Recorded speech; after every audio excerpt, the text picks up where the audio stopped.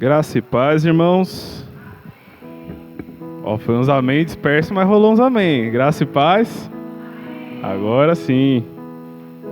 Irmãos, gostaria de convidar a cada um dos irmãos a se colocar de pé para que nós possamos adorar e engrandecer o nosso Deus. Amém? Desde os confins da terra, no mais profundo mar, nas alturas dos céus, louvado és dentro dos corações, em meio a um clamor, nasce esta canção. E os povos cantam por toda eternidade. Tu serás adorado, grande Deus, exaltado das nações, Senhor da criação, grande Deus, seja louvado.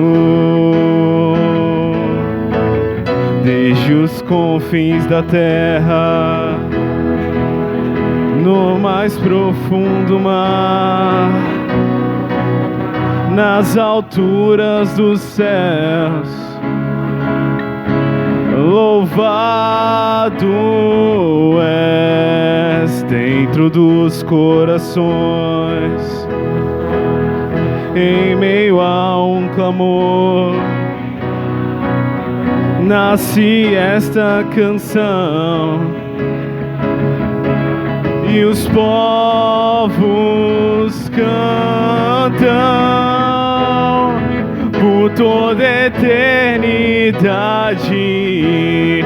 Tu serás adorado, grande Deus, exaltado nas nações,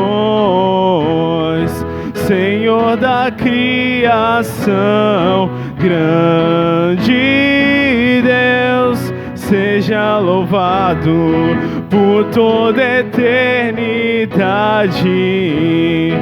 Tu serás adorado, grande Deus,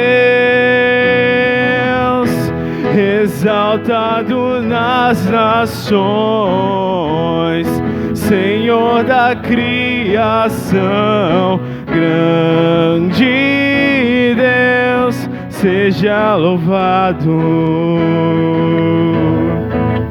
Desde os confins da terra, no mais profundo mar, nas alturas dos céus, louvado és.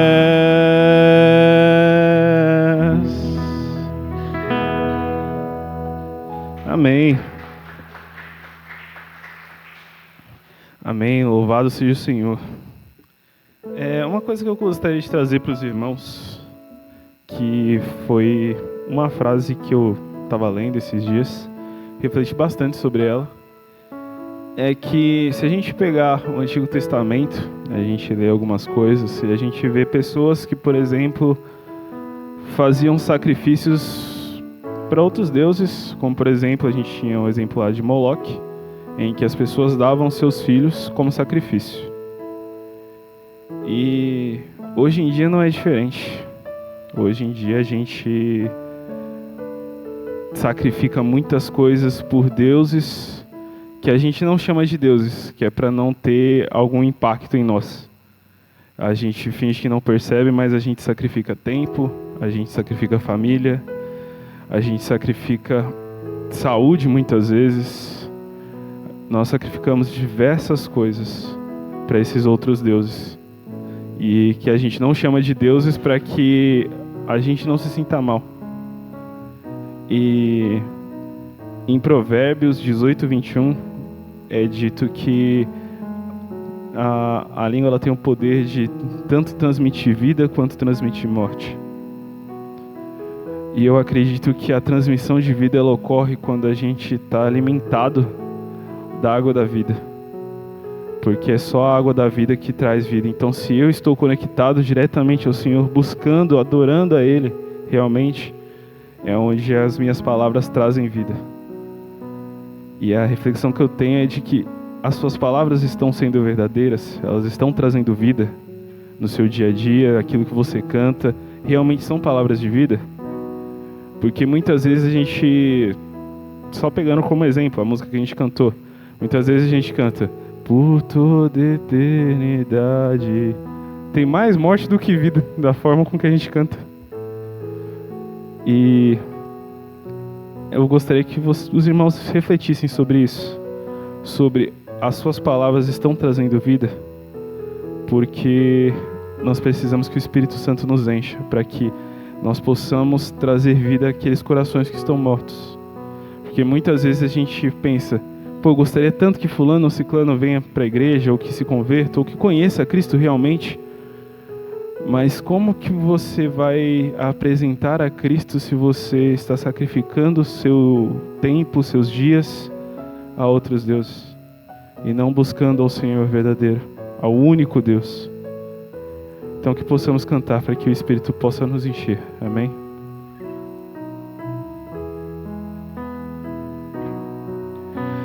Espírito,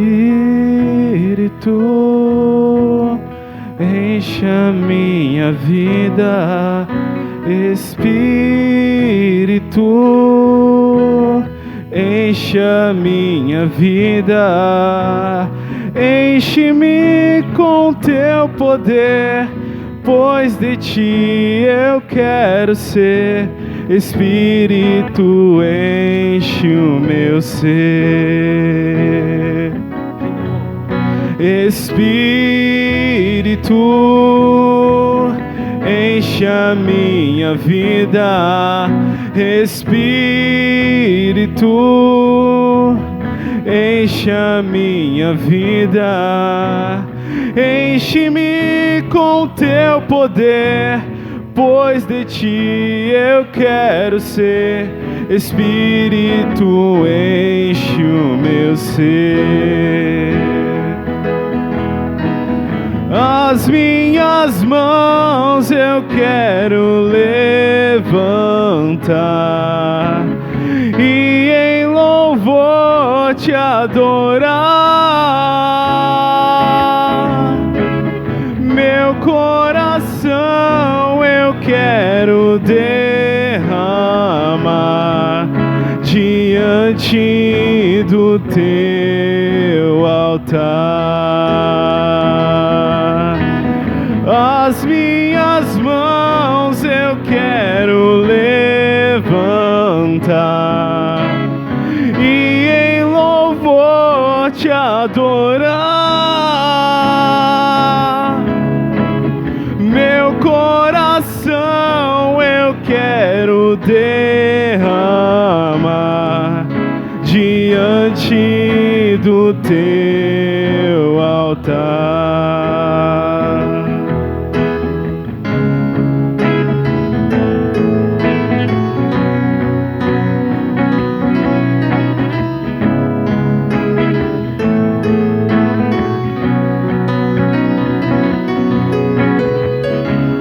Ao erguermos as mãos pra adorar e clamarmos a ti, tu virás, nós viemos aqui te adorar, Deus de graça e favor, és tu, meu Senhor, digno és do meu louvor, só tu és, todos dirão que és tu, és tu. Santo, santo é o Senhor poderoso. Santo, somente o seu nome é. Santo, santo é o Senhor poderoso. Santo, somente o seu nome é. Que possamos erguer as nossas mãos e adorar ao Senhor, ao único digno de todo louvor e de toda honra.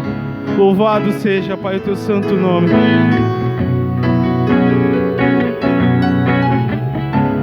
Ao erguermos as mãos para adorar e clamarmos a ti, tu virás, nós viemos aqui te adorar, Deus de graça e favor, és tu, meu Senhor, digno és do meu louvor, só tu és, todos dirão que és tu, sim, és tu.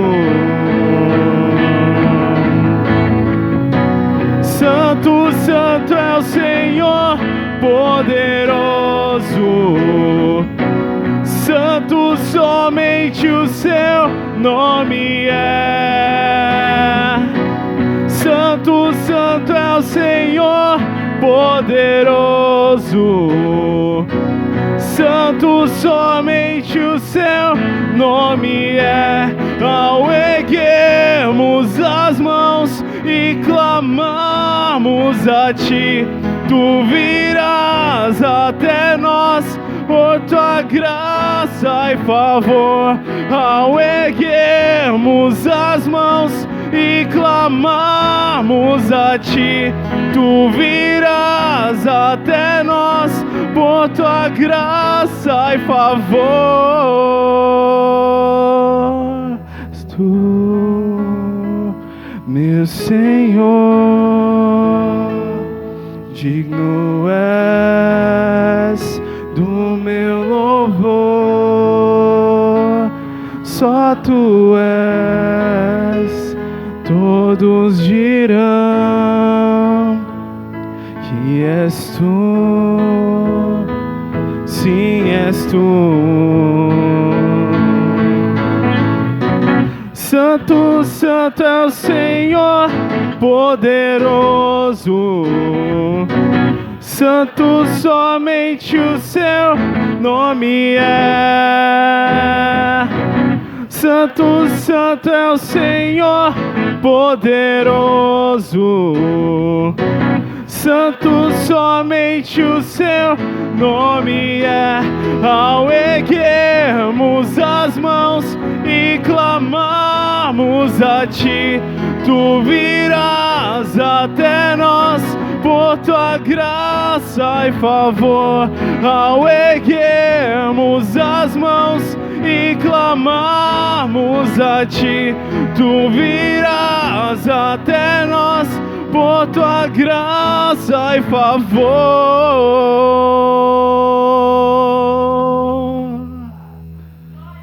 Santo, santo é o Senhor.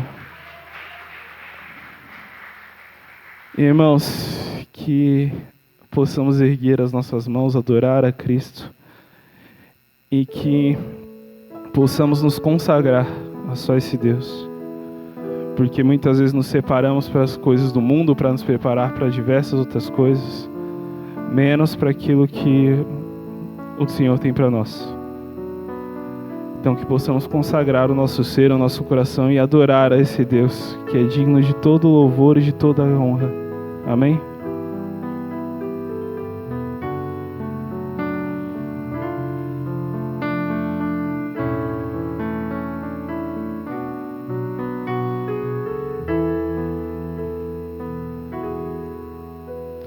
Ao dos reis consagro tudo o que sou. De gratos louvores transborda o meu coração. A minha vida eu entrego nas tuas mãos, meu Senhor, pra te exaltar com todo o meu amor.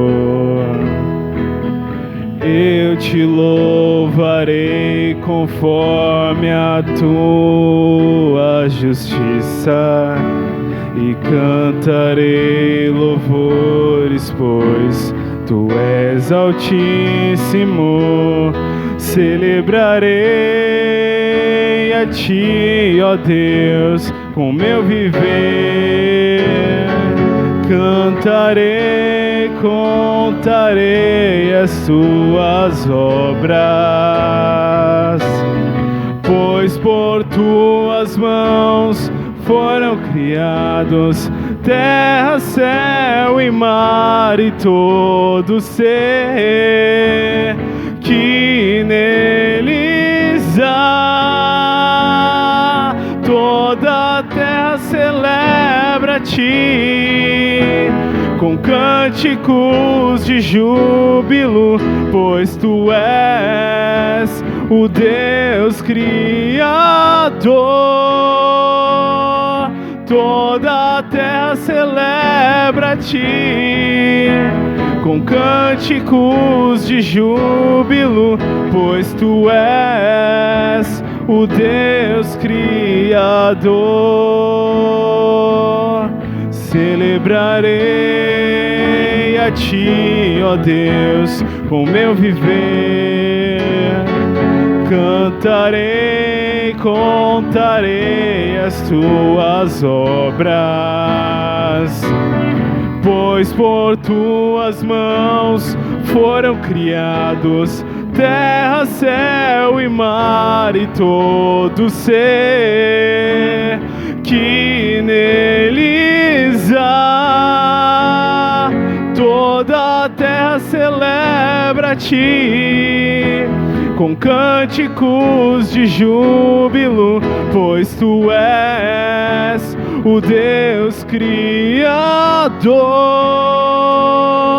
Toda a terra celebra a ti com cânticos de júbilo, pois tu és o Deus Criador.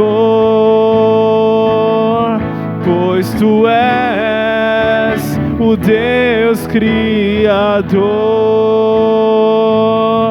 pois tu és o Deus Criador.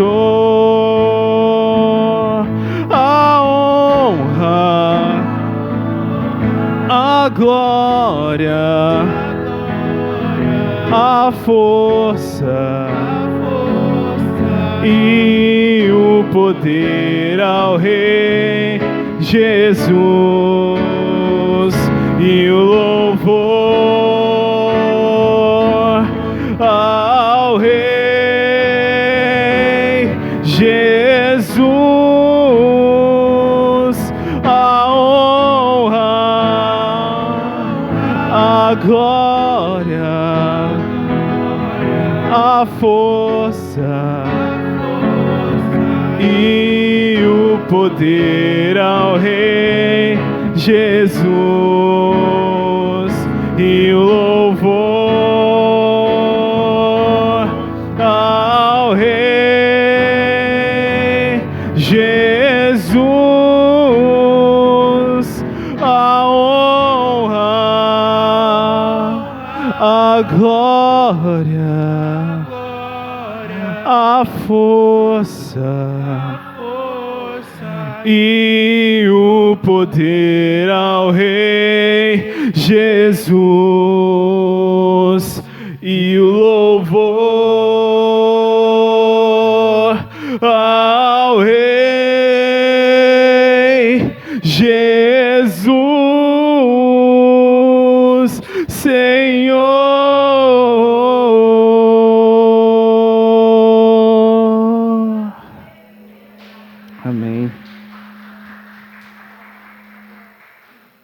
Louvado seja o Senhor, digno de todo louvor e de toda glória. Irmãos, e é esse Senhor que Ele é poderoso, que eu gostaria de cantar. Que Ele é poderoso, Ele é o único, Ele é o único Deus. Porque muitas vezes a gente se apega em coisas que nós adoramos como um Deus, mas estão muito, mas muito distantes de estar perto de ser Deus. Porque o nosso Deus, Ele é único, Ele é poderoso. Ele é digno de todo louvor e de toda glória. Foi por conta dEle, por causa dEle que nós estamos aqui hoje. Porque Ele morreu por mim e por você, se entregando naquela cruz. Amém? Poderoso, nunca falhará, maravilhoso Deus, mais que buscamos, mais que pedimos, grandes coisas faz, ressurgiu e a morte venceu. Nosso Deus é poderoso, em seu nome vamos vencer. Nosso Deus é poderoso.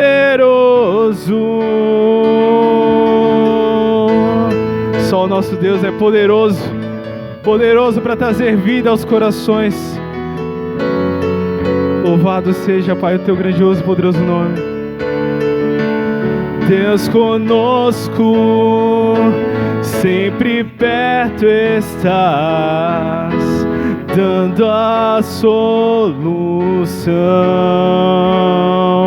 Mais que sabemos, mais que esperamos, grandes coisas faz, ressurgiu e a morte venceu. Nosso Deus é poderoso, em seu nome vamos vencer. Nosso Deus é poderoso, ressurgiu e a morte venceu. Nosso Deus é poderoso, em seu nome vamos vencer. Nosso Deus é poderoso, nosso Deus é poderoso, nosso Deus é poderoso.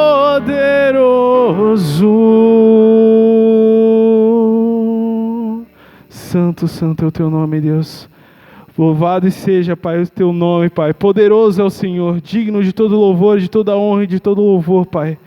Deus, que o Senhor possa habitar em nós, que possamos tirar todo e qualquer Deus que há em nosso coração que não seja o Senhor. Que possamos ser enchidos pelo teu Espírito Santo, para que possamos transmitir palavras de vida, Deus, àqueles que precisam.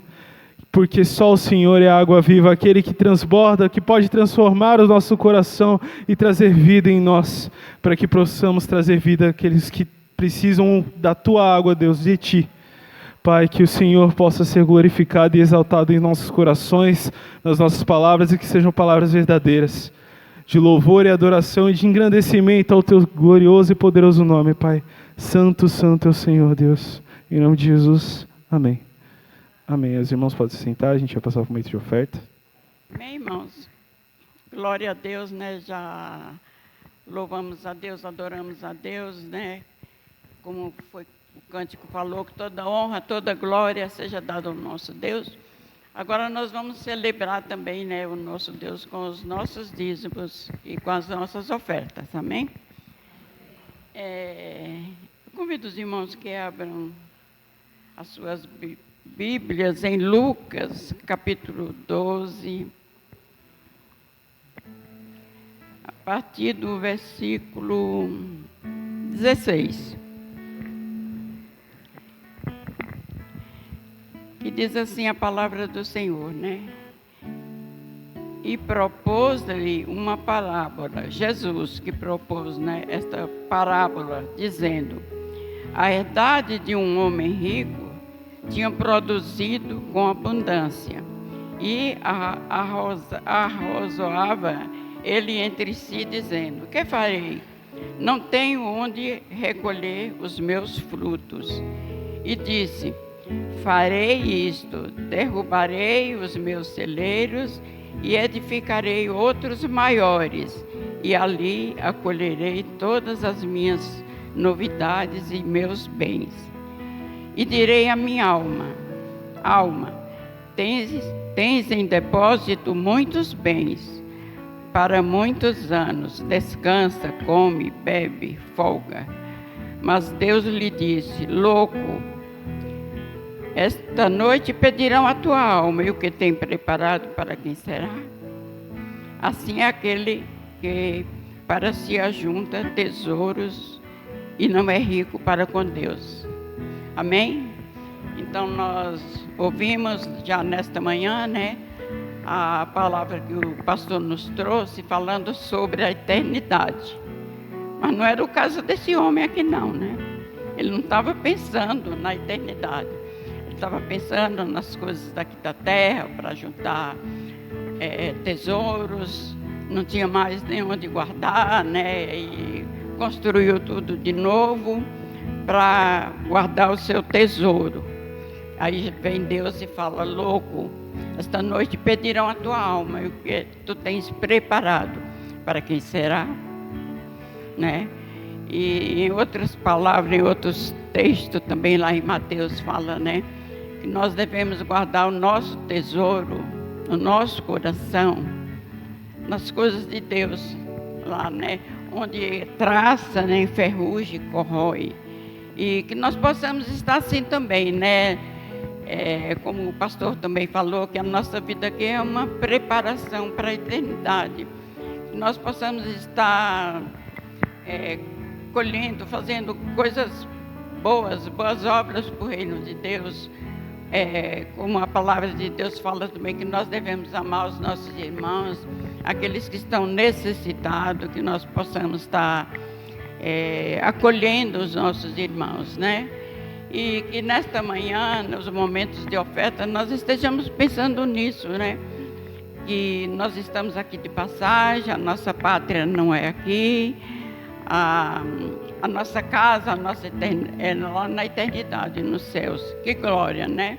Como o pastor falou aqui nesta manhã, que nós possamos estar pensando, vivendo aqui, mas não acumulando tesouros, né? Pensando em guardar, né? Porque nós não sabemos nem se amanhã nós estamos vivos, né? Que nós possamos estar nesta manhã com os nossos corações abertos, né, para ofertarmos para a casa do Senhor. Que a palavra do Senhor também diz que servir o Senhor com alegria, que seja com alegria, que o nosso coração possa estar alegre, contente, por podermos estar, né, ofertando na casa do Senhor. Isso é muito bom, porque quando a gente está dando, é porque também nós temos recebido do Senhor. E que nós possamos ser gratos, né? E ofertar com alegria na casa do Senhor. Amém? Vamos estar orando nesse momento. Pai amado, Pai querido, em nome de Teu Filho amado Jesus, nós nos encontramos aqui nesta manhã, Senhor. Já ouvimos a Tua palavra, ó Pai, que foi falada, meu Pai. Que nós possamos, ó Deus, estar mais atentos em andarmos, ó Pai, em obediência à Tua palavra, em cumprir os Teus mandamentos, ó Deus. Te louvamos nesta manhã também pelos louvores que foram entoados, ó Pai. Em nome de Jesus, que o Senhor, ó Pai, esteja aqui presente neste lugar, nesta manhã. Que Teu Espírito Santo, ó Pai, se faz presente aqui em cada coração. Que nós possamos estar, ó Deus, meditando, ó Pai, em tudo aquilo que foi dito, em tudo aquilo que será revelado na Tua palavra, que nós possamos estar guardando no nosso coração, que nós possamos, ó Deus, tirar, ó Deus, todo impedimento, ó Deus, todo pensamento contrário que caia por terra, nesta manhã aqui neste lugar, que o Teu nome seja glorificado, ó Deus, que a Tua palavra, Senhor, venha falar aos nossos corações, que nós possamos, ó Deus, andarmos, ó Deus, em intimidade, que nós possamos ter compromisso com a Tua palavra, ó Deus, que tem às vezes nos faltado tanto, ó Pai, eu falo por mim. Nos ajuda, meu Pai, a andar, Senhor, nesta caminhada com o Senhor, que nós possamos, ó Deus, ser restaurados a cada dia, a cada momento, que o Senhor nos corrige segundo a Tua palavra e nos ajuda, meu Pai, a andar, fazer a Tua vontade, ó Pai, em nome de Jesus. Fica desta manhã, em nome de Jesus, que o Senhor esteja, meu Pai, abençoando aqueles que não puderam estar aqui nesta manhã, aqueles que estão enfermos, ó Pai.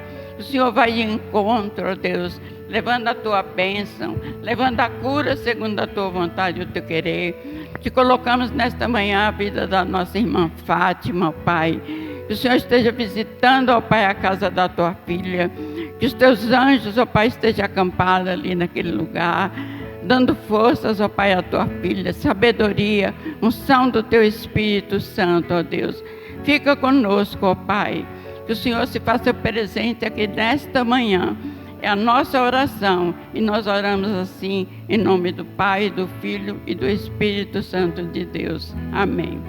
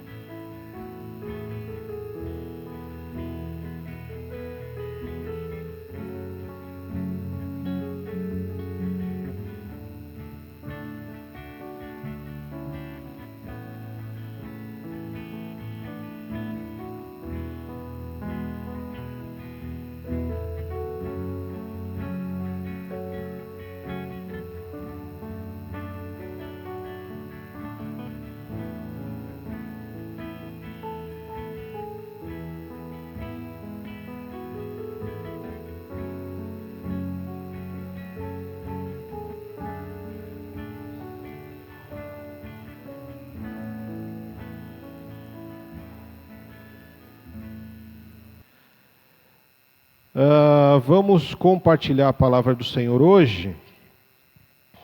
Eu quero, como já falei no início, né? Nós estamos vivendo um tempo pascal. O tempo pascal é o tempo da Páscoa até o Pentecoste, que são 50 dias após a Páscoa. E esse tempo pascal, ele tem características, né, que são importantes. É um tempo de renovação, é um tempo de crescimento espiritual, e a gente muitas vezes não reflete sobre isso, né? E o nosso objetivo é de pensar um pouquinho, né? Nós temos pensado um pouco, no último domingo também falamos, qual o impacto da morte e a ressurreição de Jesus para a nossa vida cristã, né? E para a gente tentar de alguma forma conversar sobre isso, eu quero compartilhar a palavra lá em Hebreus capítulo 10. Hebreus capítulo 10.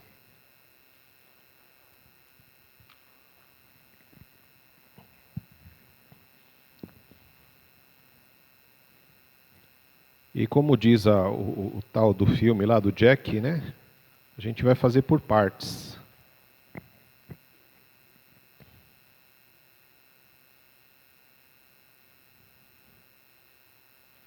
Hebreus capítulo 10, amém?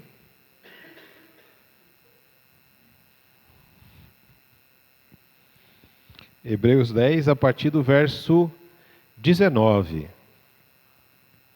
Quando nós pensamos nessas questões de morte e ressurreição de Jesus, esse texto ele vai trazer para nós, a partir do verso 19, um apelo do escritor de Hebreus à perseverança dos santos, para que os irmãos espalhados ou reunidos em algum lugar perseverem, independente das circunstâncias em que estejam vivendo. Portanto, irmãos, por causa do sangue de Jesus, podemos entrar com toda a confiança no lugar santíssimo. Por sua morte, Jesus abriu um caminho novo e vivo através da cortina que leva ao lugar santíssimo. E uma vez que temos um sumo sacerdote que governa sobre a casa de Deus, entremos com o coração sincero e plena confiança, pois nossa consciência culpada foi purificada e o nosso corpo lavado com água pura. Uma primeira parte.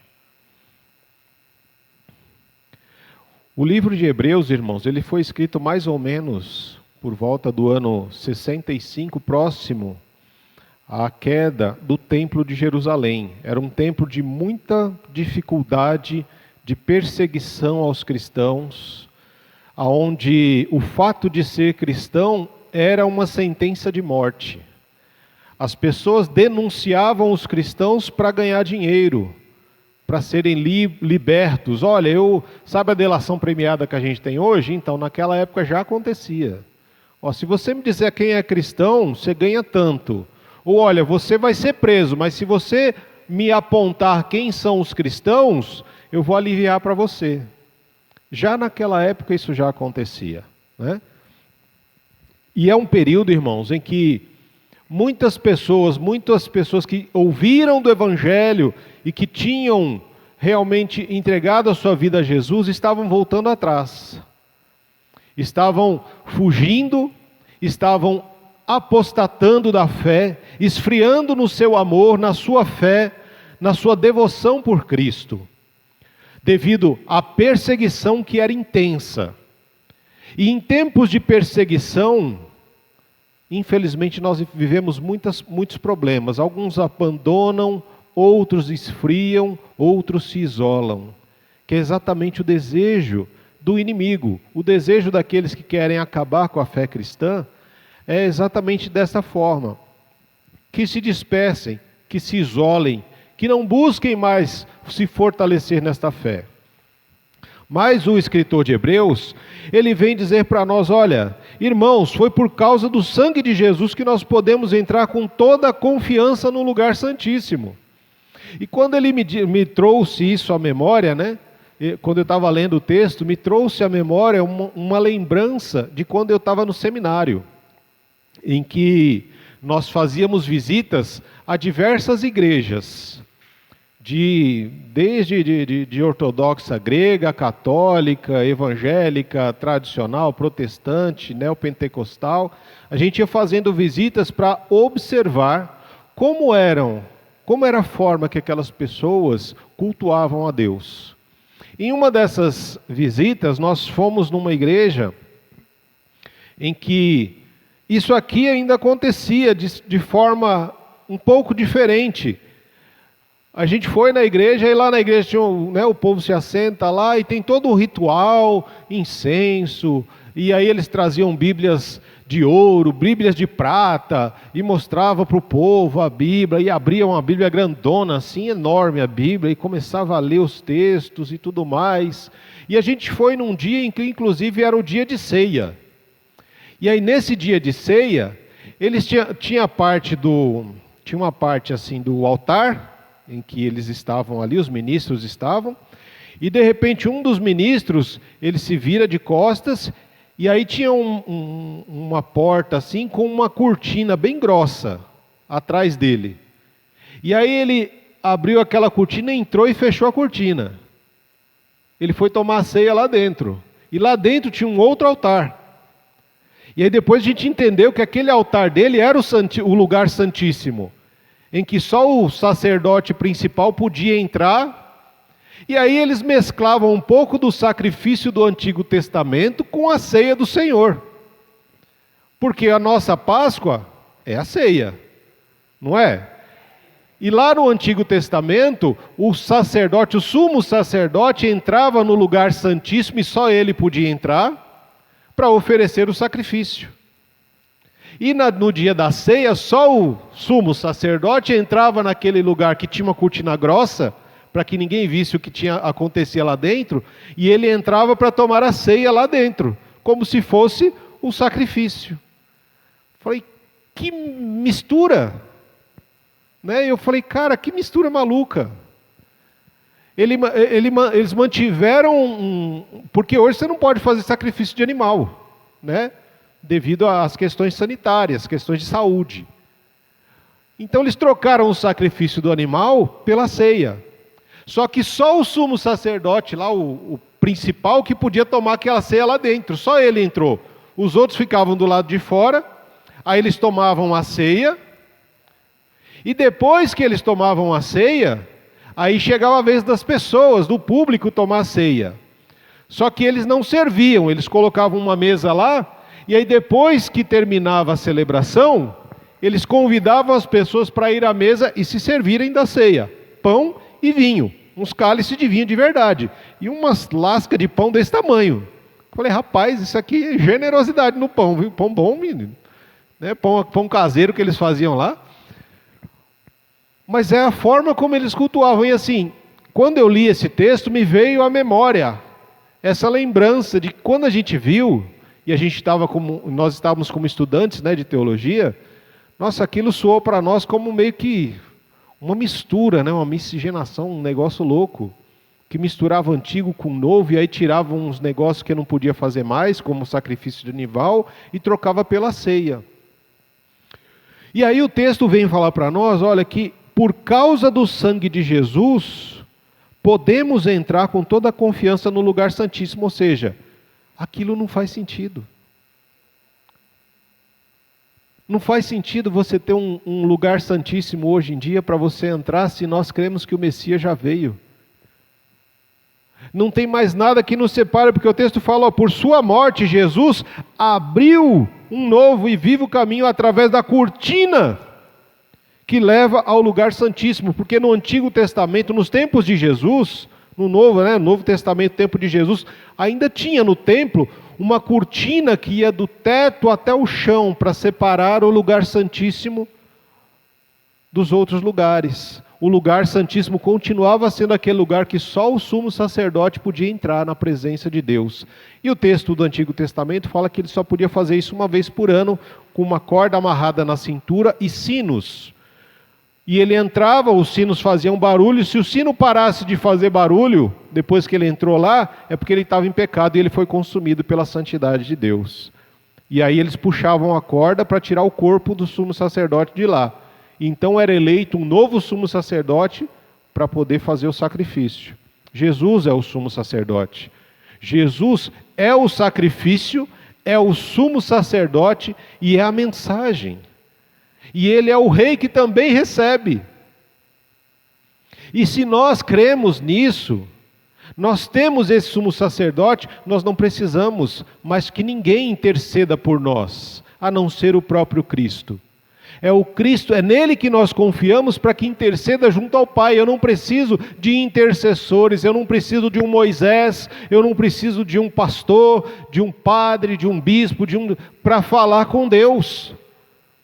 Eu posso me ajoelhar, eu posso fechar os meus olhos, eu posso abrir os meus lábios e falar com Deus, de forma livre. Eu tenho livre acesso pelo sangue de Jesus. A morte de Jesus me permite ter acesso ao Pai, me permite falar com Deus de forma livre, aberta, tranquilamente, sem nenhum tipo de peso, sem medo de ser consumido. E uma vez que temos um sumo sacerdote que governa sobre a casa de Deus, entremos com um coração sincero e plena confiança, pois nossa consciência culpada foi purificada e o nosso corpo lavado com água pura. Enquanto eu pensava nessa questão da cortina, né? É interessante como nós sempre procuramos de alguma forma, nos escondermos da presença de Deus. Ele fala que uma vez que, desde o Antigo Testamento, né, nós temos um problema de quando Deus chama o povo para conversar, o povo diz, nem a pau, Juvenal. Né, tradução minha na linguagem de hoje. Nem a pau, Juvenal. Porque eles olham lá acima e falam, o cume do monte está cheio de fumaça, cheio de nuvens, raios e trovões. É a manifestação de Deus. Eu vou subir lá, um mero pecado? Vou nada. Eu vou ser consumido pelo meu pecado diante da santidade desse Deus. Moisés, você vai lá, fala com Deus, e o que Ele falar para você, você volta e a gente obedece. Está tudo certo assim. E foi sendo assim por muito tempo. E o texto da palavra do Senhor, se eu não me engano, é lá em Coríntios, 2 Coríntios, acho que 3 ou 4, por ali, ele vai falar exatamente dessas questões. 2 Coríntios 3, ele fala da nova aliança, né, a glória da nova aliança. Ele vai tratando ali da questão de que quando Moisés ele subia para falar com Deus, o fato de estar na presença de Deus fazia com que o rosto de Moisés brilhasse. O brilho do rosto de Moisés era sinal de que ele estava na presença de Deus. Ele permaneceu na presença de Deus por muito tempo. E ele era tomado, um brilho no seu rosto. E aí ele descia para falar com as pessoas. Mas aquele brilho ia desaparecendo à medida em que ele descia da presença de Deus para ficar convivendo ali com o povo. Aquele brilho do rosto de Moisés ia sumindo. Então ele começa a usar um véu, né, para cobrir o rosto. De certa forma a gente sempre pensou na questão de que ele cobria o rosto porque o brilho da sua face não incomodasse as pessoas. Essa é uma forma de enxergar o texto.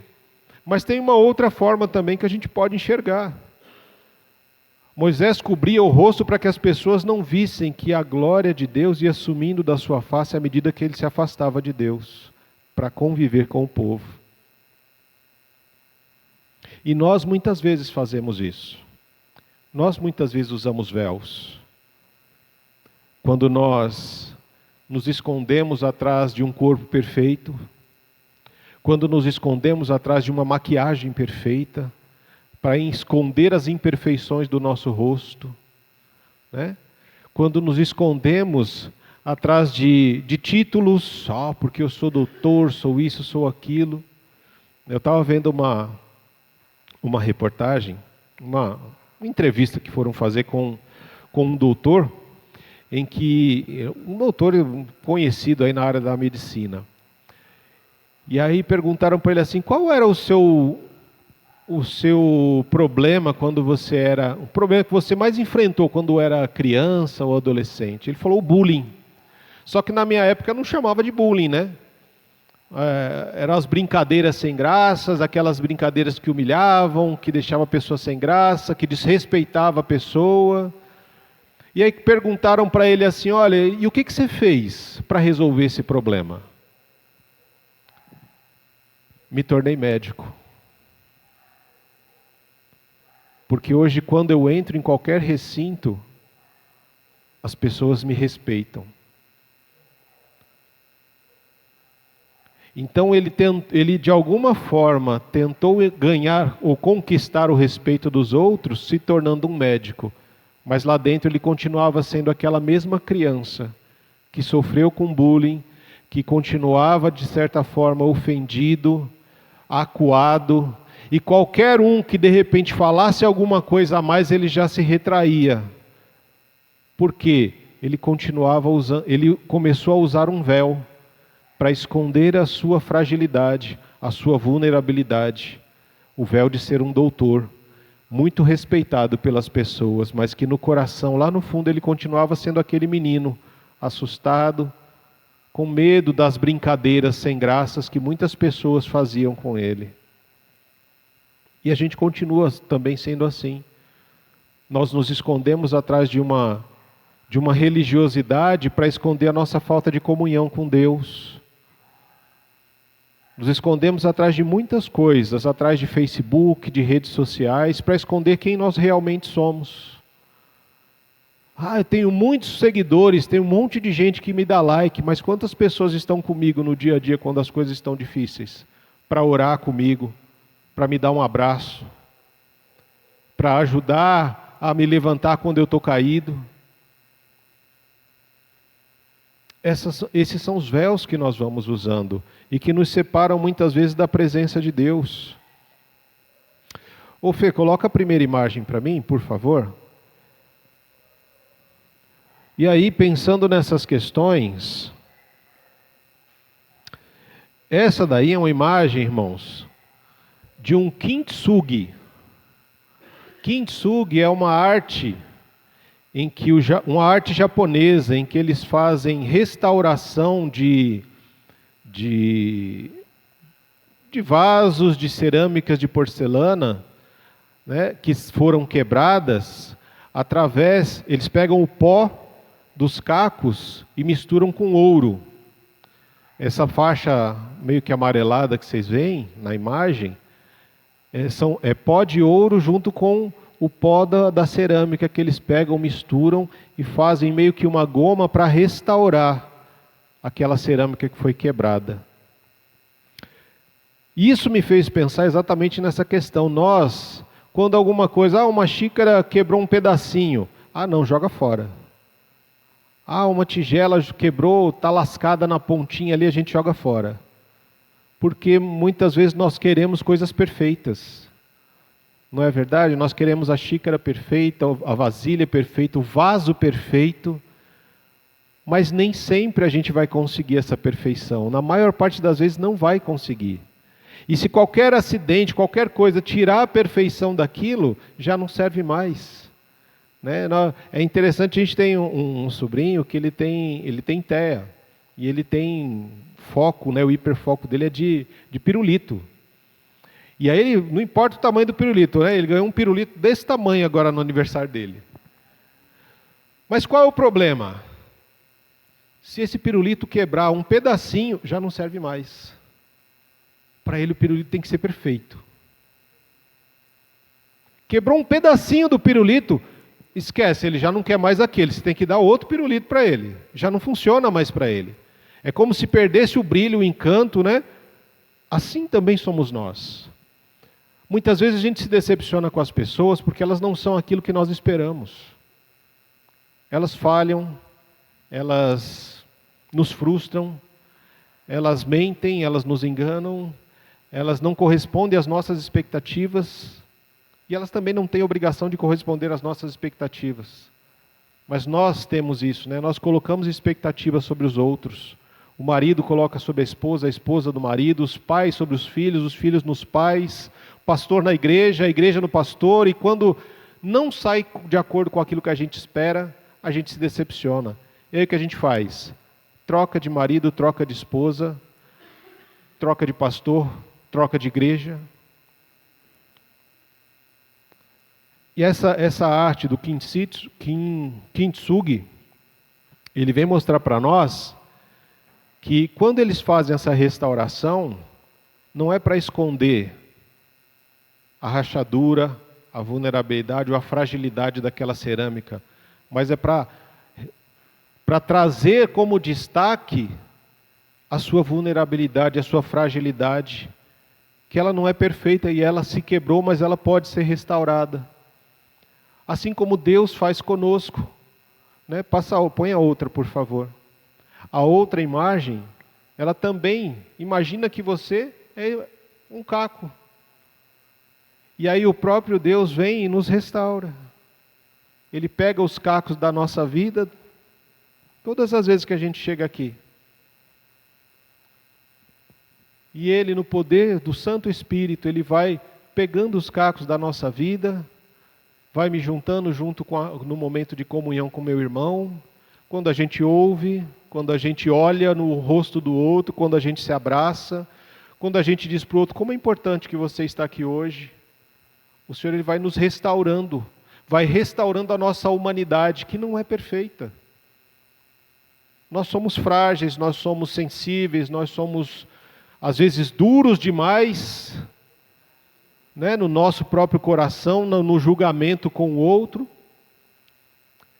E nós nos quebramos, e quebramos outros, e só o Senhor tem o poder de nos restaurar, não como uma arte que surgiu no século XV, do Kintsugi, que é uma arte japonesa de restauração de cerâmica, mas o Senhor tem uma arte de nos restaurar desde o Éden, quando Ele pega barro para formar o ser humano, e aí Ele pega um pouquinho do barro do outro para ajudar a montar esse barro aqui, que está quebrado.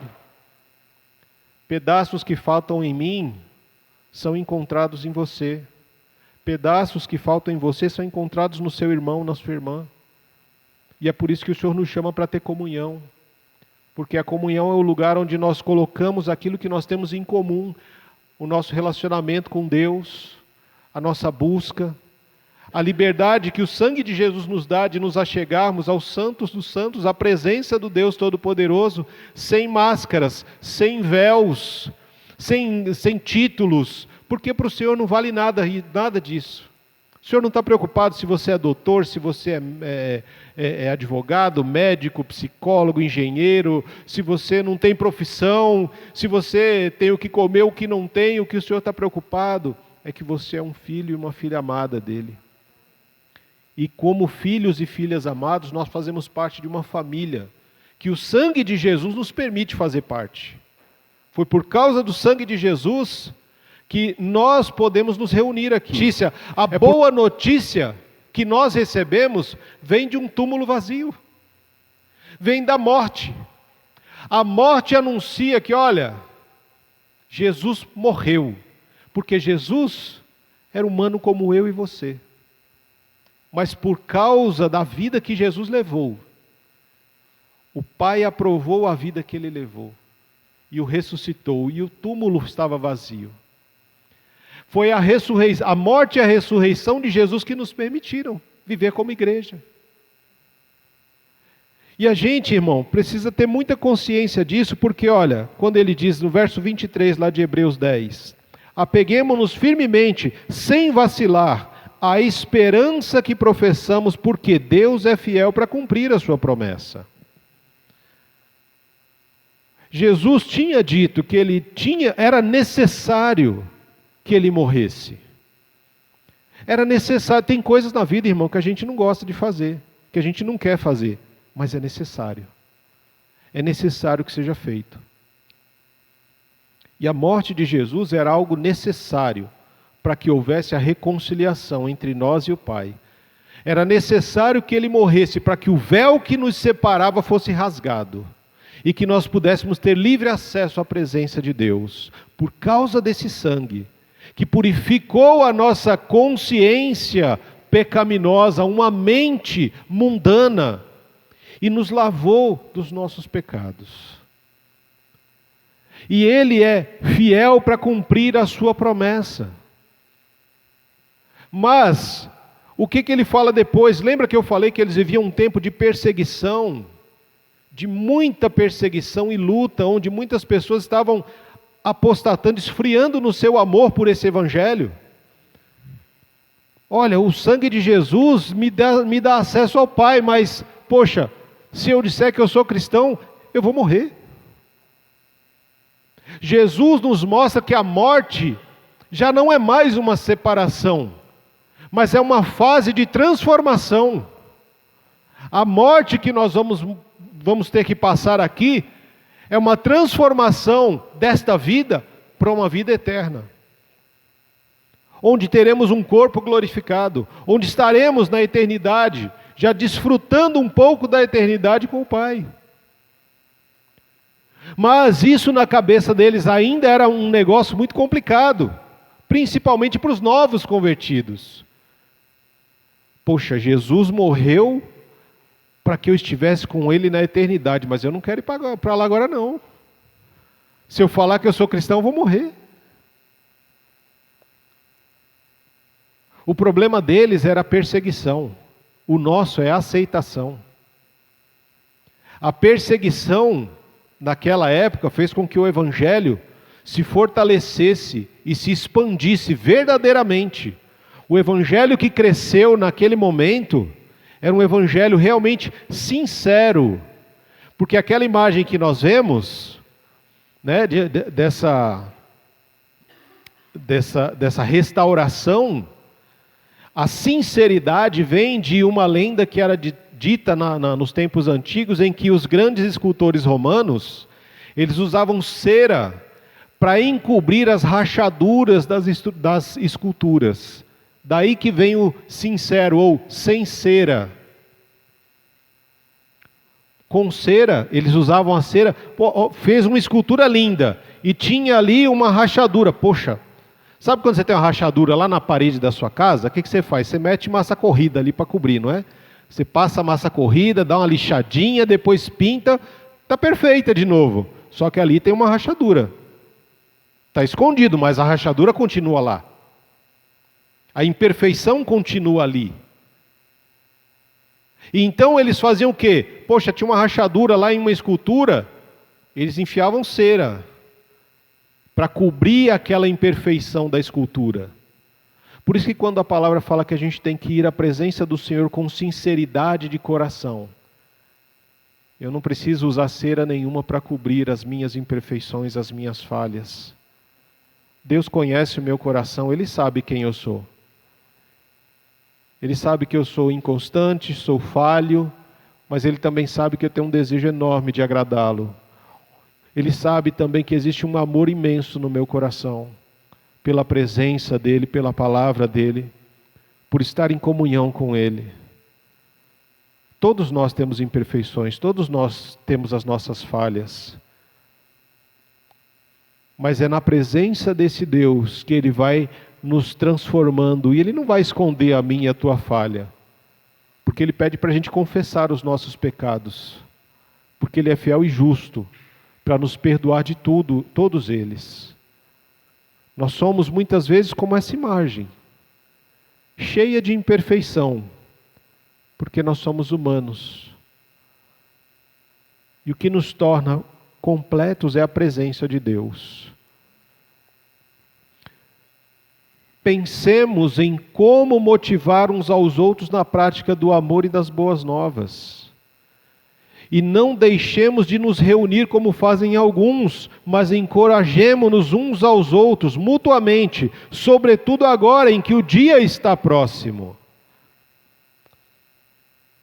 Ele está dizendo isso para a gente pensar em como a gente pode motivar. Uma vez que nós entendemos que, poxa, eu não sou perfeito, eu tenho falhas, mas eu tenho um amor enorme por Deus, eu tenho um desejo enorme de ter comunhão com Ele e com a igreja, mas isso não acontece com todos. Como nós falamos na quinta-feira, nós não temos comunhão como deveríamos. A nossa relação é cheia de cera, não existe sinceridade nela. E nós precisamos trabalhar para que ela seja sincera. Poxa, eu sei que eu falho, você falha, nós falhamos, nós erramos, nós nos decepcionamos uns aos outros porque colocamos expectativas demais uns nos outros. E aí, por que está batida a minha alma? Por que está tão triste dentro de mim? É porque eu coloquei a minha expectativa em quem não devia. Eu esperei demais em outro que é tão falho quanto eu. E é por isso que eu preciso entender que eu estou olhando para o lugar errado. Eu preciso olhar para o Senhor. Eu preciso colocar minha esperança no Senhor. Porque essas pessoas, irmãos, à medida que a dificuldade, a luta, a perseguição aumentava, muitos abandonavam a fé. Muitos deixavam de se reunir como igreja. E quando ele fala aqui de se reunir como igreja, irmãos, não deixemos de nos reunir, como fazem alguns, mas encorajemos mutuamente uns aos outros, sobretudo agora em que o dia está próximo. Ele não está falando única e exclusivamente de nos reunirmos só no templo, porque naquela época não tinha templo para se reunir. E no templo era um lugar em que era muito perigoso você se reunir lá. Mas a reunião principal, ela acontecia nas casas. Cada casa era uma igreja, cada grupo que se reunia era a igreja que se reunia. E naquele lugar onde as pessoas se reuniam, a presença do Senhor se fazia forte, poderosa e transformadora na vida das pessoas. E nos lares, nas famílias que se reuniam ali. Hoje nós temos tanta dificuldade de nos reunir no templo, quanto nas casas. Nós temos dificuldade de visitar um ao outro, nós temos dificuldade de ligar um para o outro, de mandar até mensagem. A nossa mensagem máxima é bom dia. Cada um manda uma imagenzinha de um bom dia que achou lá, de uma imagem que recebeu.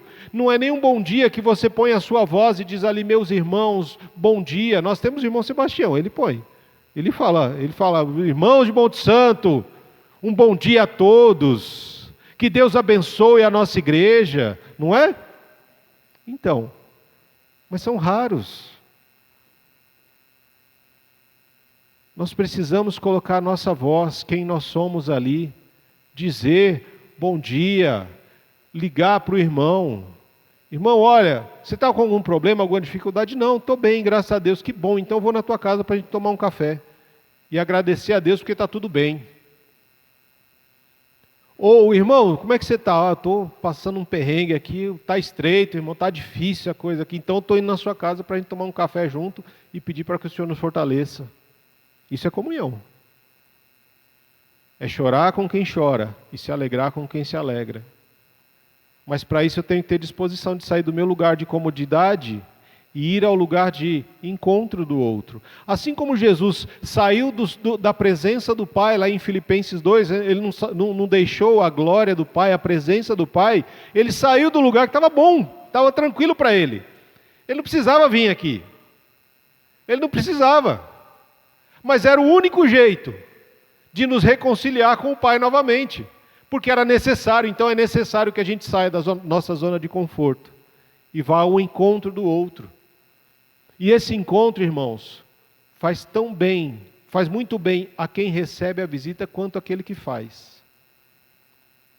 Os dois são tocados, os dois são transformados, porque à medida que nos encontramos, é um encontro de vida, é um encontro de coração, o Senhor se faz presente. O nosso problema, como eu disse, é a aceitação. Hoje nós vivemos num mundo em que ser evangélico já não faz diferença. Porque tem milhões de evangélicos, mas a nossa sociedade tem sido transformada por causa dos milhões de evangélicos que existem? Não. Porque o ser evangélico hoje é muito diferente do ser um cristão realmente, conforme o Evangelho, de ser um pequeno Cristo. As pessoas levam o Evangelho numa camiseta, num brinco, num colar, numa pulseira, num relógio, num tênis, em qualquer lugar, menos no coração.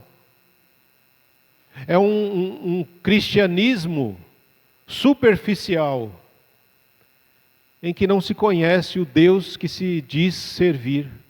Porque uma boa parte das pessoas que estão dentro da igreja não leem a Bíblia.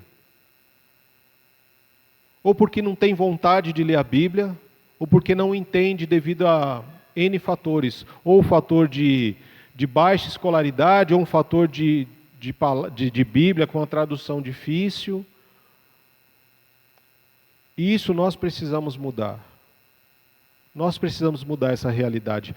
Não vou conseguir mudar a realidade de todas as igrejas? Não vou, e também não tenho essa pretensão. Mas se eu conseguir trazer a sua consciência de que você pode mudar quem você é, o tipo de cristianismo que você está vivendo, ele precisa ser levado aos pés da cruz, à luz do Evangelho, para que ele seja transformado, para que realmente nós possamos viver um cristianismo de acordo com o que o Senhor espera de nós. Porque olha só o detalhe, né? Ele fala para nós dessa questão. Quantos irmãos, a gente consegue observar, poxa, tem se afastado da comunhão. Tem gente que aparece uma vez por mês aqui, tem gente que aparece a cada 15 dias. E a gente sabe, a gente vê. E quando a pessoa aparece, de repente, num estudo bíblico, você vê que ela está totalmente fora do que a gente está estudando. Porque ela não está caminhando junto. Ela parou em algum momento, ela deixou de caminhar junto, então ela deixou de ter comunhão, pelo menos ali no estudo ou na oração. Porque o nosso momento de comunhão é muito pouco. É um momento de reunião de oração ou um momento de estudo bíblico. E o culto do domingo. Se eu deixo de participar desses pequenos momentos de encontro, eu vou ficando para trás. E aí o que acontece? Acontece o problema que eles estavam tendo lá em Gálatas. Que o Paulo, no capítulo 1 de Gálatas, vai dizer: irmãos, o que aconteceu? Que vocês estavam caminhando tão bem, mas simplesmente pararam, estacionaram. Será que vocês deixaram de seguir o verdadeiro evangelho para seguir um falso evangelho, que na verdade nem evangelho é? Mas é porque é mais cômodo, é mais fácil, não requer sacrifício, não requer disposição, esforço da minha parte. Nós gostamos de um evangelho fácil, nós gostamos de coisa que não dá trabalho, mas não tem valor, irmãos. Não tem valor, não edifica, não sustenta. E esse problema que acontecia em Gálatas acontece até hoje. Nós entendemos que o cristianismo ele é um processo, é um caminhar, é um processo de santificação que a gente vai viver a vida toda aqui nesse processo. O problema é que muitas vezes a gente estaciona nesse processo. Talvez você olhe lá atrás, há 13 anos atrás, quando nós chegamos aqui nessa comunidade, e aí você olha e fala assim: poxa, mas eu mudei bastante de quem eu era para quem eu sou hoje. Eu sei disso, você também sabe, você também tem consciência disso. Mas há quanto tempo você está parado nessa pessoa que você é hoje? Talvez você teve uma mudança. Há 13 anos, você mudou até os 5, 6 anos. E o restante você só manteve como estava. Não houve mais progresso. Cada um de nós está numa fase dessa transformação, desse processo. O problema é que muitos de nós estamos parados há muito tempo numa determinada fase. É igual quando você está jogando videogame. Às vezes você vai avançando, você avança lá, tipo 5, 6 fases. Poxa, legal, avancei 6 fases, aí você, beleza. Aí você chega numa fase que é mais difícil, porque você já alcançou algumas coisas. E aí você sabe que para passar aquela fase vai requerer um pouco mais. Um sacrifício maior, um pouco mais de dedicação, um pouco mais de pesquisa, E aí você fica naquela fase 1 ano, 2 anos, 3 anos, você até desiste. Você não está jogando mais aquele jogo? Não, porque eu não consegui passar daquela fase, eu parei ali, aí eu desanimei. É assim que acontece na vida cristã. Tem gente que está parada há 5, 6, 10 anos, às vezes, numa fase. Avançou bem, chegou naquela fase, mas aquela fase requer um pouco mais. Requer mais esforço, requer mais entrega, requer mais negação de si mesmo. E aí você fala: está muito difícil aqui. Eu vou ficar por aqui que já está bom, porque eu já não sou quem eu era, só que eu também não sou quem eu deveria ser. Eu me tornei lento em aprender. Como o autor de Hebreus fala no capítulo 6, nós nos tornamos lentos em aprender, porque ele gostaria de compartilhar muitas outras coisas conosco, mas não é possível, porque a gente ainda continua tomando leite, e ele queria dar alimento sólido. E o que acontece quando a gente se torna lento em aprender? Quando a gente começa a esfriar no nosso amor pelo Senhor, quando a gente começa a tratar as coisas de Deus de qualquer jeito. O texto vai explicar para a gente, a partir do verso 26. Se continuamos a pecar deliberadamente depois de ter recebido o conhecimento da verdade, já não há sacrifício que cubra esses pecados. Há somente a assustadora expectativa do julgamento e do fogo intenso que consumirá os inimigos. Pois quem se recusava a obedecer à lei de Moisés era morto sem misericórdia, com base no depoimento de 2 ou 3 testemunhas. Imagine quão maior será o castigo para quem insultou o Filho de Deus, tratou como comum e profano o sangue da aliança que o santificou e menosprezou o Espírito Santo que concede graça. Pois conhecemos aquele que disse: a vingança cabe a mim, eu lhes darei o que merecem. E também o Senhor julgará o seu povo. Que coisa terrível é cair nas mãos do Deus vivo. O que ele está dizendo para nós, irmãos? Se uma vez que eu entendi o que foi falado, mas eu quero continuar nessa fase, eu não quero avançar, eu quero, para mim já está bom assim, está tudo certo. Se eu continuar a cometer os frutos do pecado, ou melhor, as obras da carne, continuar agindo de forma grosseira, endurecendo o meu coração todas as vezes que a palavra é ministrada, se eu continuar resistindo ao amor e à graça de Deus, e continuar dizendo: eu vou viver do meu jeito, funcionou até agora, eu entendi que Jesus morreu, agora eu posso ir à presença do Senhor, mas eu tenho que trabalhar mais, para ganhar mais dinheiro, para poder conquistar isso, aquilo outro, ou eu tenho que me arrumar mais, eu tenho que usar mais maquiagens, eu tenho que alcançar mais títulos, eu tenho que conseguir mais véus para cobrir não só o rosto, mas também o coração. Eu continuar nessa busca desenfreada por coisas passageiras, construindo o meu reino aqui nessa terra. Se ele diz que nos tempos de Moisés já havia um julgamento severo, a pessoa era morta sem misericórdia por desobedecer a lei de Moisés, que na verdade nunca foi de Moisés, a lei sempre foi de Deus, Imagina para mim e para você que conhecemos o Senhor, que experimentamos da graça, que fomos instruídos, que fomos ensinados: olha, isso aqui não deve ser feito, isso aqui é que você tem que fazer. Antes você fazia isso, agora você tem que fazer isso aqui, é diferente. Você é uma nova pessoa. Mas a gente se recusa a isso. Quando ele diz isso, aí você fala assim: mas quem vai ser essa testemunha, Porque ele fala de 2 ou 3 testemunhas. O Senhor lá atrás, ele já disse quem serão essas testemunhas. Em Deuteronômio capítulo 4, verso 26, capítulo 30, verso 19, em Isaías capítulo 1, a partir do verso 2, ele vai dizer que o Senhor chama os céus e a terra como testemunhas contra o ser humano.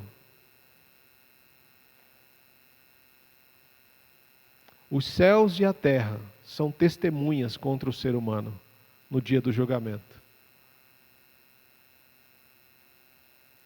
As testemunhas já estão postas. O juiz já está posto. Deuteronômio 4, 26 e Deuteronômio 30, verso 19. O Senhor chama os céus e a terra como testemunha contra a humanidade. E ele diz: imagine quão maior será o castigo para quem insultou o Filho de Deus, tratou como comum e profano o sangue da aliança, que me santificou, que santificou você, e menosprezou o Espírito Santo que concede a graça.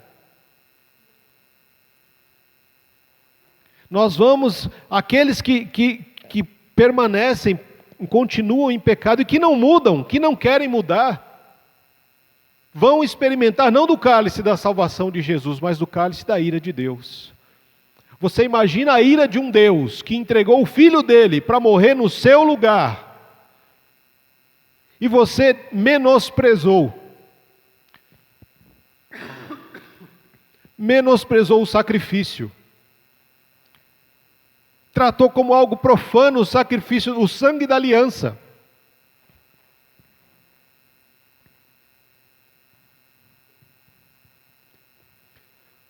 e menosprezou o Espírito que habita em cada um de nós? Imagina o julgamento que não vai alcançar a cada uma dessas pessoas.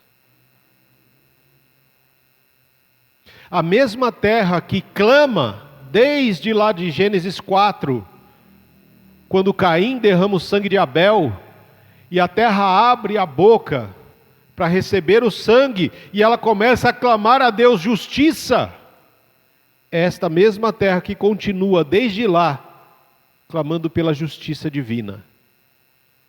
E essa mesma terra, ela recebeu o sangue de Jesus, quando foi derramado na cruz e caiu sobre ela. Ela recebeu o sangue do Filho de Deus. Imagina esta terra clamando como testemunha contra as pessoas que se recusaram, que trataram o sangue de Jesus como algo profano, mundano. Esta terra clamando justiça ao pai do filho que foi morto. Imagina a ira desse Deus contra essas pessoas. O sangue de Jesus nos permite ter acesso ao Pai. Mas é esse mesmo sangue que vai ser cobrado no dia do juízo, daqueles que menosprezaram o sacrifício de Jesus. Que terrível coisa é cair nas mãos do Deus vivo, porque muitas pessoas acham que Deus está morto. E Deus se manifesta em toda a criação, todos os dias. Quem é que você acha que criou esse dia enquanto você estava dormindo? Um Deus que é vivo. Quem é que te trouxe a vida hoje? Enquanto a gente dorme, parece que a gente morre, né? A gente não sabe o que acontece e não sabe mais nada. E de alguma forma a gente volta à vida de manhã ou de madrugada. Não é? E quem que nos traz a vida de novo? Um Deus vivo. Terrível coisa é cair nas mãos desse Deus vivo. Porque muitas coisas serão cobradas daqueles que recusaram o sacrifício de Jesus, que menosprezaram o poder e a ação do Espírito Santo. Porque, irmãos, a gente precisa entender uma coisa, às vezes quando a gente não consegue mudar a situação, a gente precisa mudar nós mesmos. Porque para mudar a situação, eu preciso dar um primeiro passo, e o primeiro passo é a mudança que começa em mim. A mudança de começar a me preocupar mais com o meu tempo de devocional com Deus, o meu tempo de oração, a minha consagração. A gente não cantou aqui consagração, linda a música, mas se ela não for viva na nossa vida, não quer dizer nada. É hipocrisia. Uma generosidade que não é transformada em ação, é hipocrisia. Uma consagração que é cantada, mas não é vivida, é hipocrisia. É farisaísmo. Por isso ele vai nos trazer, olha, lembre-se, verso 32 do capítulo 11 de Hebreus, lembre-se dos primeiros dias, quando foram iluminados, e de como permaneceram firmes apesar de muita luta e sofrimento. Houve ocasiões em que foram expostos a insultos e espancamentos, em outras, ajudaram os que passavam pelas mesmas coisas. Sofreram como com os que foram presos e aceitaram a alegria quando lhes foi tirado tudo o que possuíam. Sabiam o que lhes esperavam, coisas melhores que durarão para sempre. Portanto, não abram mão da firme confiança. Lembre-se da grande recompensa que Ele lhes traz. Vocês precisam perseverar, a fim de que, depois de terem feito a vontade de Deus, recebam tudo o que Ele lhes prometeu, pois em breve virá aquele que está para vir. Não se atrasará. Meu justo viverá pela fé.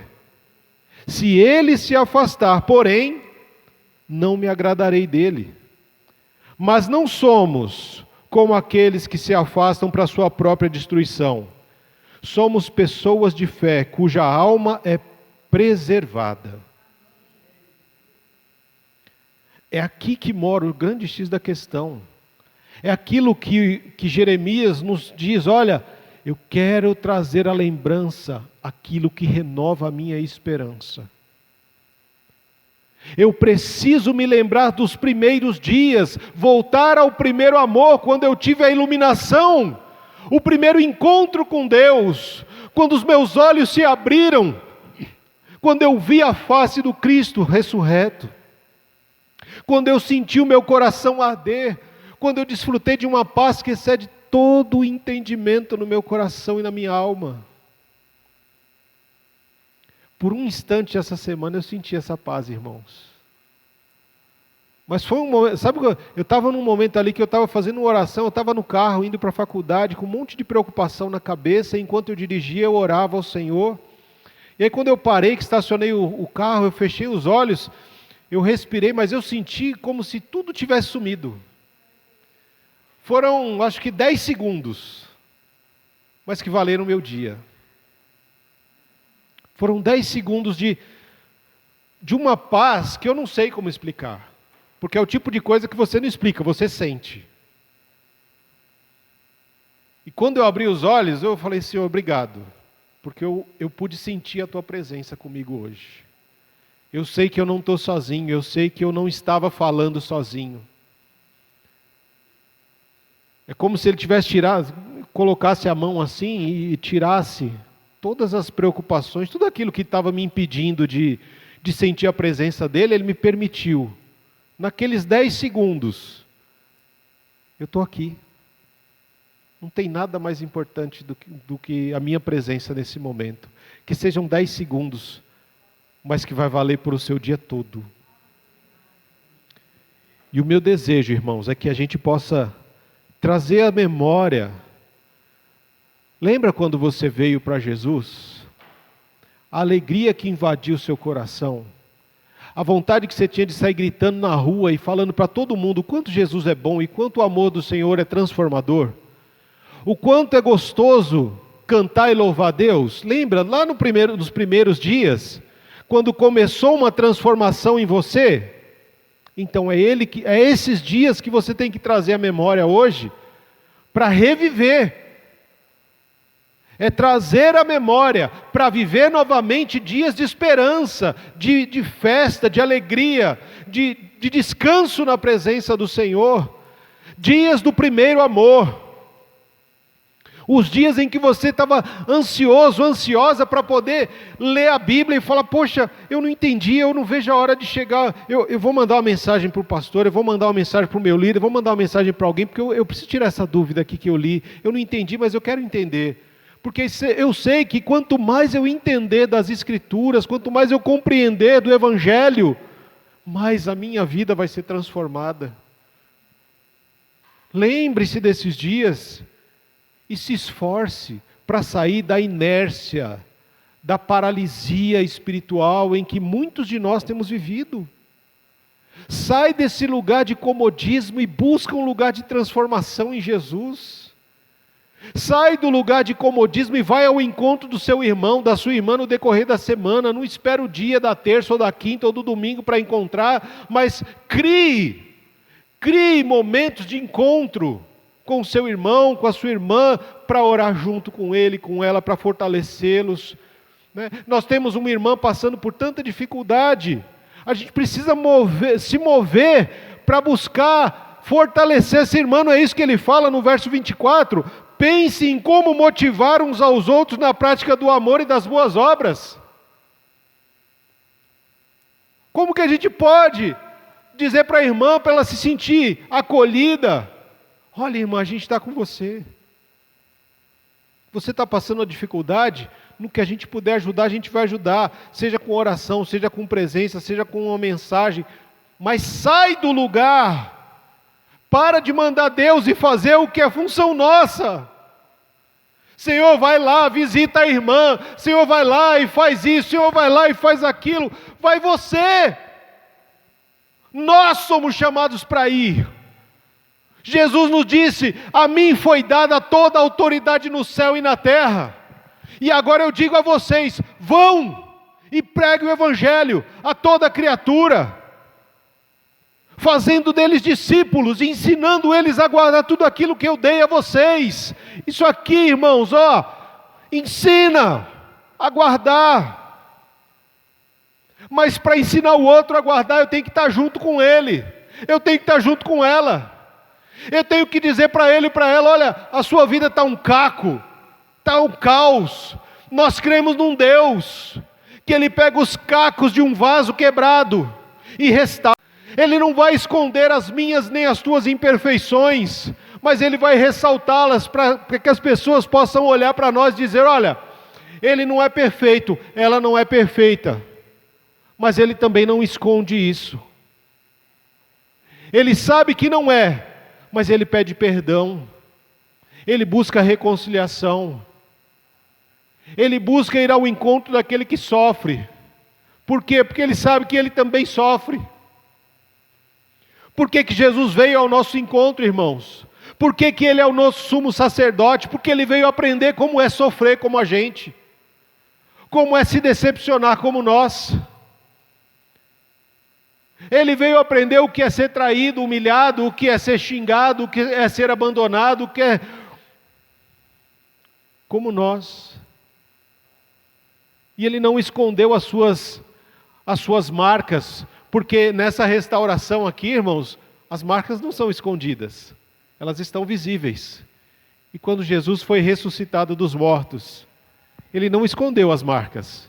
Pelo contrário, Ele disse: se você não acredita, toca nas minhas marcas, para você ver que eu sou de verdade. Eu não sou uma invenção humana. Eu não sou só um espírito, mas eu também tenho carne como você. Toca nas minhas feridas, porque eu sei o que você está passando. Eu sei as dificuldades e as lutas que você enfrenta. E eu não faço delas menores do que as minhas. Mas eu quero te dizer que eu morri por você. Essas marcas foi para que eu aprendesse o que você sofre. E o meu sangue foi derramado para que você estivesse comigo na eternidade. Eu quero te convidar a curvar a sua fronte. Porque muitas vezes, irmãos, nós somos indiferentes ao sacrifício de Jesus, à morte de Jesus. Muitas vezes nós negligenciamos o sacrifício de Jesus por nós, como algo tão... Ele morreu, tá bom, mas eu não pedi, ok. E Ele morreu por mim, por você, enquanto ainda éramos pecadores, e nós não deixamos de ser pecadores. Existe em nós ainda uma natureza que grita pelas coisas passageiras e temporárias, grita por fazer o que não deve, grita por conforto, grita para fugir do confronto do Evangelho, grita para se afastar da cruz.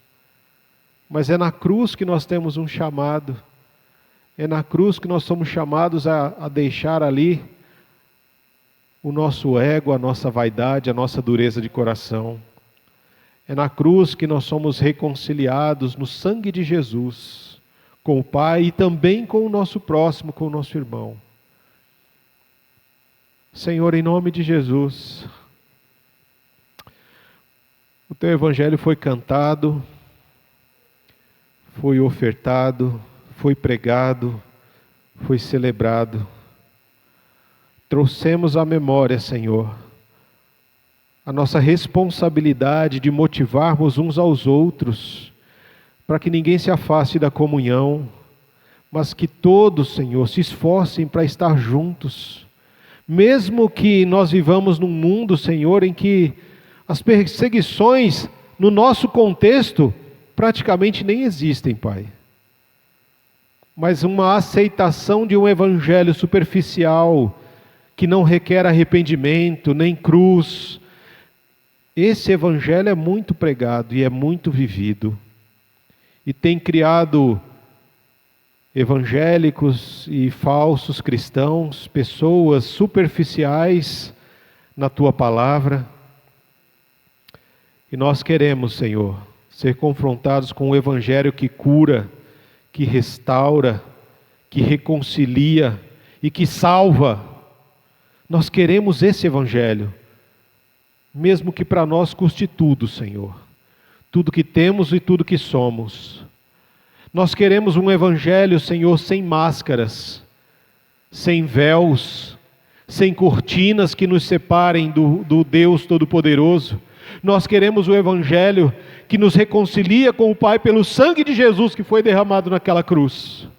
É esse o Evangelho que nós queremos viver. É esse o Evangelho da transformação que nós queremos desfrutar na nossa vida e na vida das pessoas ao nosso redor. Senhor, nos ajuda.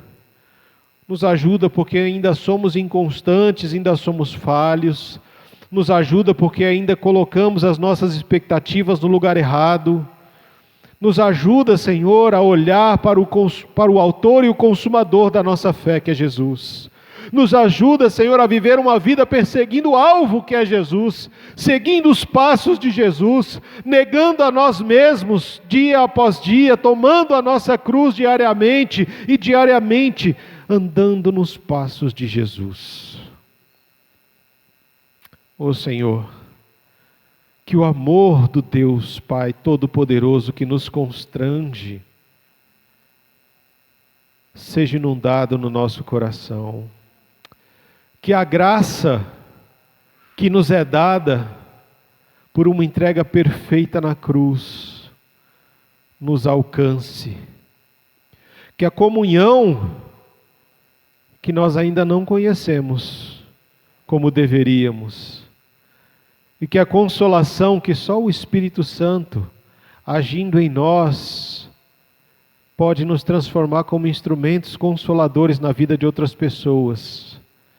Que essa comunhão e que essa consolação que nos é dada pelo Espírito Santo, que nos convence do pecado, da justiça e do juízo, que tudo isso, Senhor, amor, graça, comunhão e consolação, possam encontrar lugar dentro de nós, dentro da nossa vida falha, inconstante,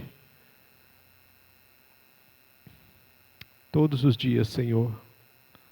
Que o Senhor nos chame, Deus, ao arrependimento verdadeiro, para que possamos viver para a glória do Teu nome, para honrar o Senhor em tudo que somos e tudo que fazemos. É a nossa oração sincera, Senhor. Oração sincera. Em nome de Jesus. Amém.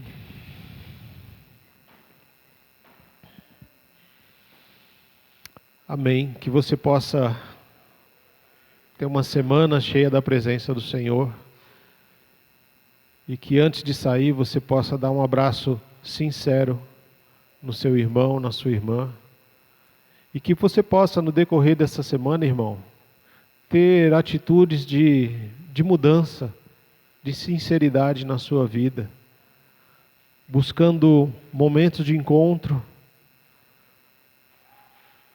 porque as dificuldades que as pessoas passam são campos de ministério para nós, que estamos aprendendo do Evangelho da Graça. Que Deus abençoe a todos, vão em paz em nome de Jesus.